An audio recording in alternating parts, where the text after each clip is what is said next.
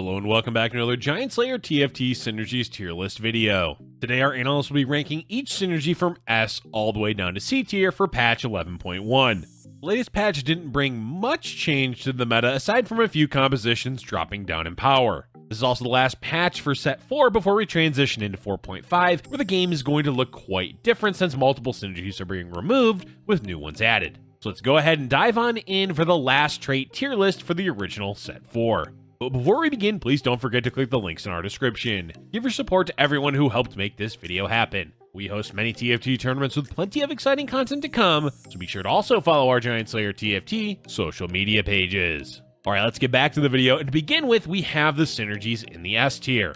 This tier consists of Adept, Mystic, Hunter, and Dusk.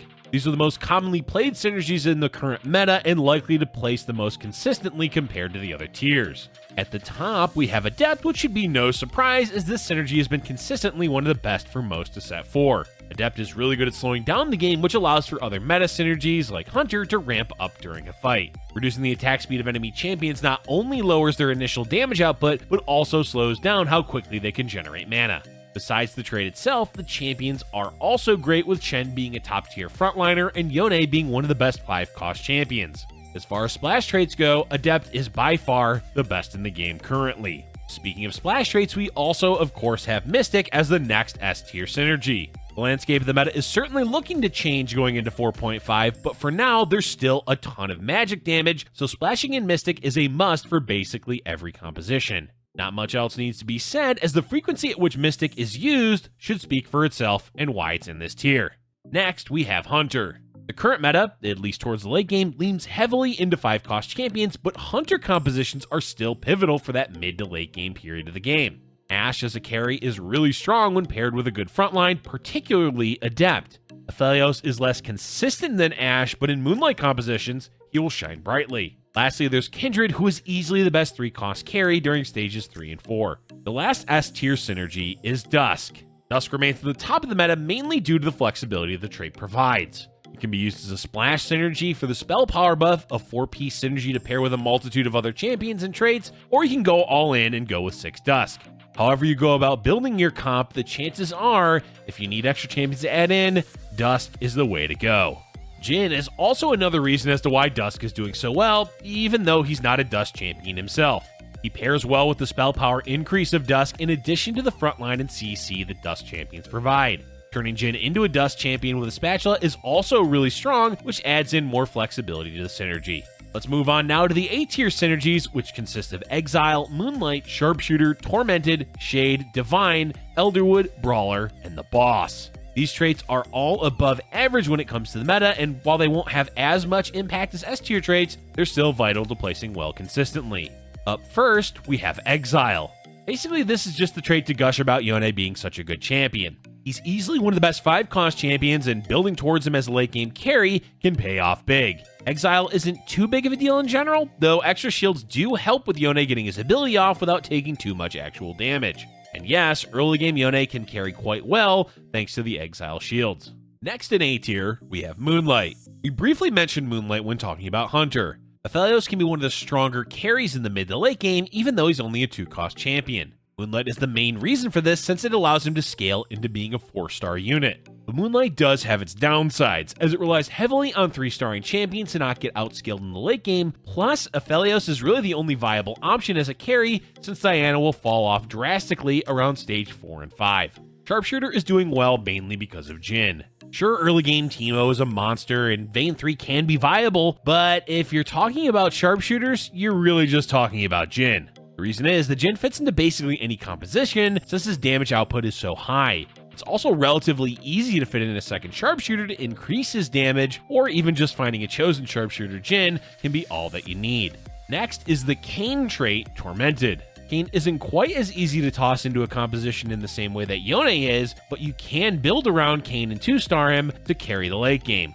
Tormented brings an extra power spike as both blue and red Kayn are viable options. If you need extra damage to snipe an enemy backline, blue Kayn is the way to go. If you're lacking sustain and need your Kayn to live longer, go with red. Since we're already talking about Kayn, let's go ahead and talk about Shade as well. Shade doesn't really do that much for Kayn other than allowing him to jump onto the backline immediately.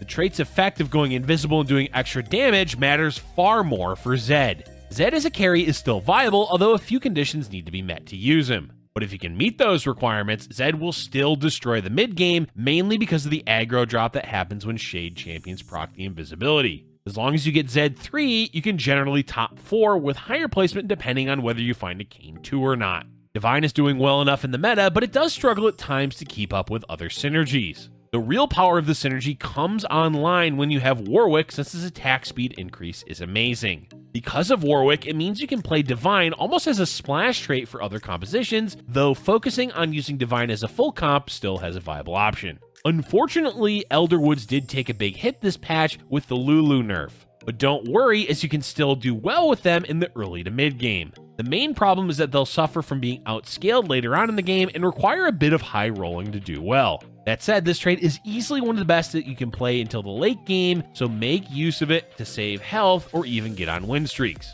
Brawlers are in the same boat as Elderwoods. They do really well early on, are useful in the mid game, and then fall off a cliff in the late game. They tend to be paired with Elderwood, so it's rare to see many games where the two traits aren't played together.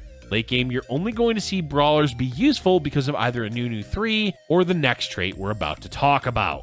That trait is the Boss, or Set. Set, after many bug fixes, is a strong late game champion if you can 2-star him and have a few items to toss on him. He's certainly not as reliable as Yone or Kane, but a 2-star stat is still a boss of a champion and can win you plenty of late game rounds. Alright, let's move on to the B tier synergies. This tier consists of Ninja, Duelist, Warlord, Emperor, Fortune, Keeper, Cultist, Dazzler, and Vanguard. Basically, these are average or slightly below average synergies that have a place in the meta but have less value than the synergies in A tier. At the top of the B tier, we have Ninja. Ninja is basically just for Zed, although early on in the game, an Akali can do work and win you rounds during Stage 2 and parts of Stage 3. But if you think of Ninja, you're thinking of Zed. While the increased damage is impactful, Ninja matters far less than Zed's other trait, Shade. Duelist is the king trait of B tier because, well, it's always been fairly average. Early game with a chosen Yasuo or Fiora, it can carry you and does well enough into the mid game if you can 3-star Yasuo. But it continues to have the same problem it's always had, which is poor scaling into the late game. Warlords are similar to Duelists in that they struggle to do well late game, but they can also have a rough early game if you're not finding upgrades to your champions. That said, they do have overall more potential than Duelists if you can 2-star the units and hit a chosen, since 6 Warlords is really good during Stage 4 and parts of Stage 5. They can also do well late game if you high roll a few 3-star champions or manage to hit 9 Warlords. Okay, for the first time, we're moving Emperor out of the C tier. The inherent bias towards it being a boring trait for a 5-cost champion is outweighed by the fact that Azir is a really good 5-cost champion. And the Sand Guards can be somewhat useful as damage soakers, but really Azir as a champion is the main reason that this trait has been bumped up. Fortune fits right in the middle of B tier because it's the embodiment of average. It can do well, and it can do poorly. How to effectively use Fortune can be an entire video on its own, but for now, the fact is, this synergy has the most volatility of any in the game, so it really can't go higher on this list. We've always had a difficult time placing Keeper on the tier list. It's amazing in the early game, as Jarvan can be a great champion, and also Riven exists. But the shields lack scaling unless you overcommit to the trait, and the champions don't always pair that well together. Cultists are still struggling to find a place in the meta. Much like a few other synergies in this tier, they can do well early game, and if you high roll Cultists early enough, they'll carry during Stage 3 and 4. But they lack good scaling, and Galio is a bit of a joke the later the game goes on. The only positive for Cultists in the mid to late game is that Jhin, Zillion, and Aatrox are all top tier champions. Dazzler is another hard to play synergy because there are times, mainly when using Divine or Ezreal, that it's really useful. But with Enlighten not being in the meta and Lissandra not really being useful outside of Moonlight, Dazzler is a rather restrictive synergy to use.